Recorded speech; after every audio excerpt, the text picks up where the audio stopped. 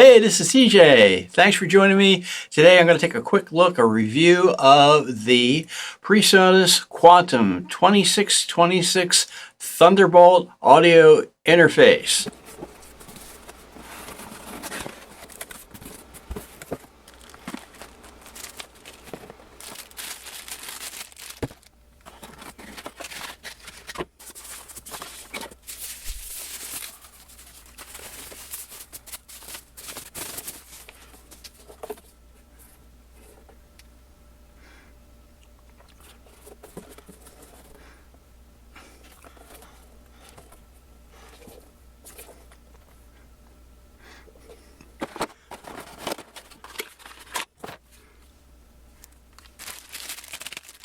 Well, hey, let's take a quick look at the physical features here of the PreSonus Quantum 2626.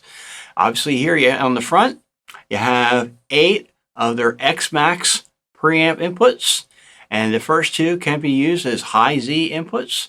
And what's really nice is they're grouped in sets of 4. The first 4 and the second set of 4 for their phantom power. So that's really great. You can have passive microphones in the first set, and you can have your condenser microphones on the second set, and you don't necessarily have to worry about frying your passive, say, your ribbon microphones. It has individual controls for each individual input amount right on the front.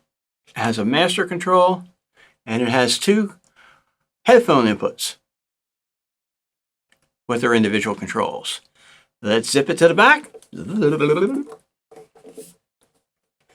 All right, on the back here, they have a preamp out, so you can use it with external, gear. And then you have your return here. You have 8 individual outputs, which is great. Different monitor mixes that you can use. Okay, and you have your main output. You have your MIDI in and out, SPDIF in and out, your ADAT in and out, your word clock. And here is your Thunderbolt 3. Now, one thing it doesn't come with, come on, PreSonus, it doesn't come with a cable. You're going to need that. Okay, and it has a wall wart, and it does have the power switch on the back, not on the front. Would ideally be on the front, but probably most people are just going to switch to power externally anyway. All right, so I have the Quantum 2626 mounted into my rack. And one of the reasons why I wanted to get this particular interface is because all of the inputs are right here in the front. One of the things I don't like about rack gear is that when you want to reconfigure it, you want to add more inputs or more outputs, you often have to pull the whole thing out to do that. So what I've done, hot tip for you, is I put it on a rack shell. So if I do want to pull it out, very easy to do.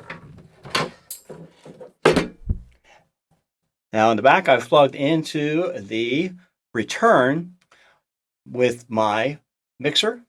That's where all my keyboards and other gear goes mixed into, so I can mix it into one source. And I have my monitors coming out from the main outputs. Okay, another couple nice features here. While it doesn't obviously have a screen that allows you to monitor the input, it does have a light indicator for the individual inputs. Turns green when it receives the input. Max it out, it'll start turning yellow and red. Red. And then over here, this is a sync light. This is blue when it is syncing. When it's syncing to Thunderbolt or word clock or ADAT or the SPDIF. It'll flash red or blue when it's in the process of trying to sync. Red, it's not synced to anything. Right now I don't have it plugged in, so it's not synced to anything. It'll turn purple when you use the universal control software that I'll show you later, and when the identify button is active. All right, now I've set up my Quantum 2626 and I registered it on the PreSonus website. I downloaded their universal control software. This is where you can set the sample rate. It goes all the way from 41.1 kilohertz all the way up to 192. And you can set here the clock source, internal, the SPDIF, word clock, or ADAT. And clicking down here, you can bring up the control app. Now this to show you if I run a little bit of audio from the computer.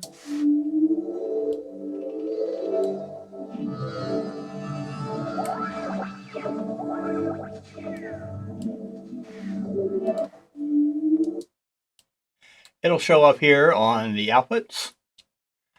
Okay, and if I was to run some audio into from my mixer, let's turn on the 707 here.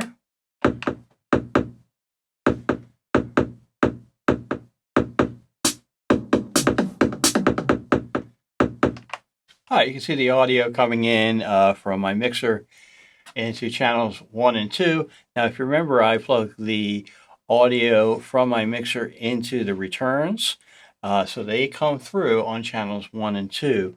Now here, you can also have a real-time analyzer. So if we want to analyze channel 1 on here,